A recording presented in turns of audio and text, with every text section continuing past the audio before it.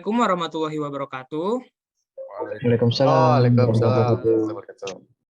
Oke, selamat siang teman-teman. Jadi untuk tugas kelompok kali ini, kita akan melakukan analisis dan evaluasi mengenai penerapan pelayanan publik berbasis digital yang ada di Eselon 1. Nah, tadi sebelumnya kita udah sepakat nih bahwa kita akan mereview dan menganalisis mengenai aplikasi Magma, di mana Magma ini berasal dari Eselon 1 Badan Geologi. Nah, kita mulai aja yuk untuk membahas dan mengevaluasi Magma ini. Dan sepengetahuan saya, Magma ini merupakan produk dari Pusat Vulkanologi ya. Nah, di sini kebetulan ada Mas Gentur nih yang dari PVMBG. Kira-kira bisa diceritakan sedikit nggak mengenai aplikasi ini, Mas?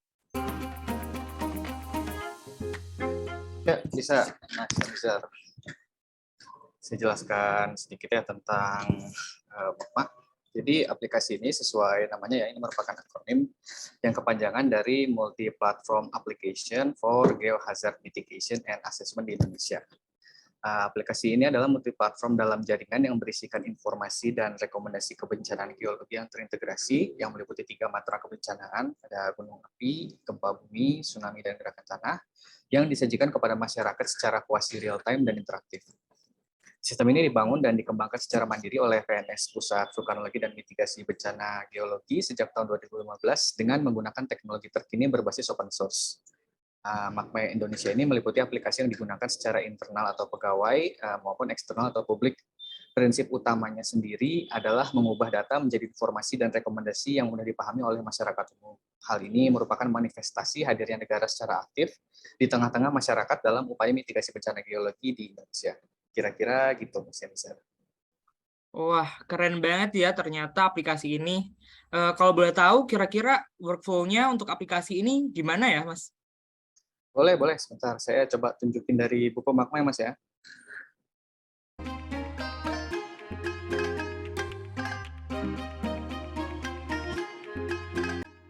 Data yang diinput berupa data frekuensi gempa dan data observasi gerakan tanah.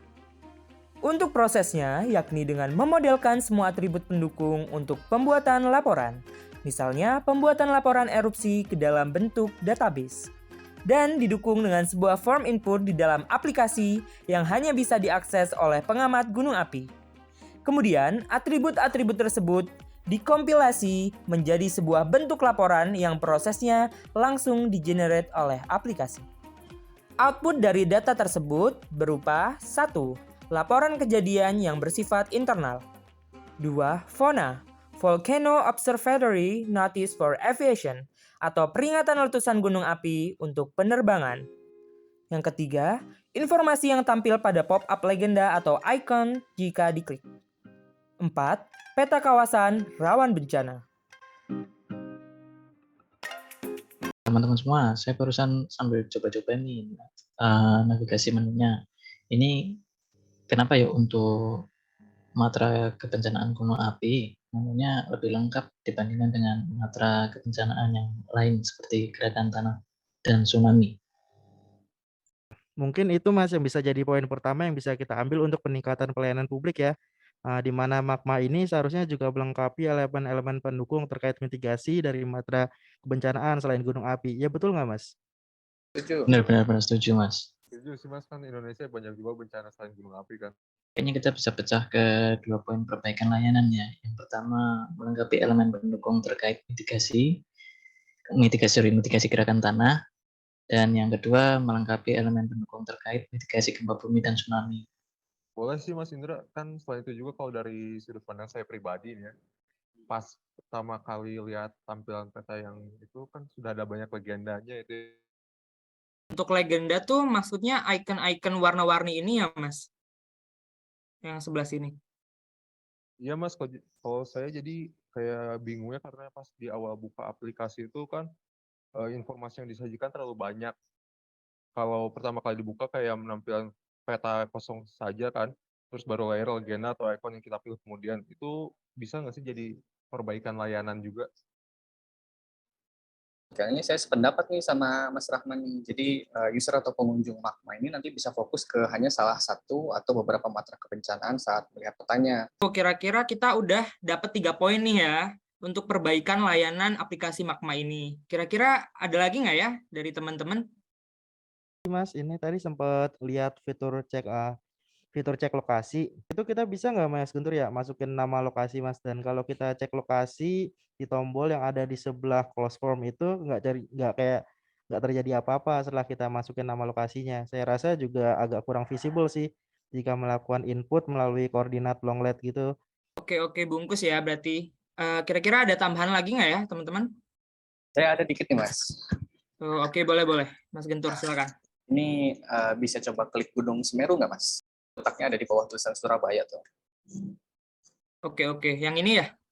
Nah, betul. Nah, ini Mas, saya rasa pop-up-nya ini kurang user friendly ya, karena gambar utama CCTV yang seharusnya jadi selling point itu nggak tampil secara utuh. Kalau dilihat kan kepotong tuh di layar, kita harus scroll dulu ke atas. Nah, di samping itu juga pop-up informasi ini sebaiknya punya lokasinya yang fix, entah itu ditempel di bawah, samping kanan atau kiri layer dari petanya. Tidak menggambang atau floating seperti saat ini, supaya kalau usernya itu mau geser peta, kotak informasinya juga nggak ikut ke bawah gitu.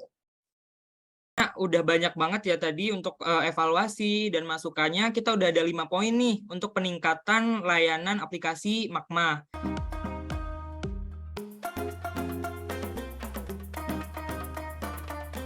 Saya ucapkan juga terima kasih banyak atas partisipasi dan keaktifannya pada diskusi kali ini. Saya tutup ya diskusi kali ini. Sampai berjumpa di kesempatan berikutnya.